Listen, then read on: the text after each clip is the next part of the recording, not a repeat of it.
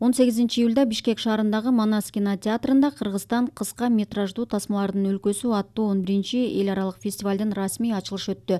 Маданият, маалымат, спорт жана жаштар саясаты министрлигинен билдиришкендей, иш-чарага Кыргызстандык, Азербайджан, Армения, Беларусь, Грузия, Казакстан, Орусия, Өзбекстандан келген кинорежиссерлор катышты. Фестивалга келген кадырлуу коноктор кызыл килемден өтүштү. Фестивалдын ачылышы Иза Гернштейндин 1966-жылы тартылган Тору айгыр тасмасы менен ачылды. Кино майрамы 21-июлга чейин уланат. Анда эл аралык жана улуттук тасмалар көрсөтүлөт. Кирүү акысыз.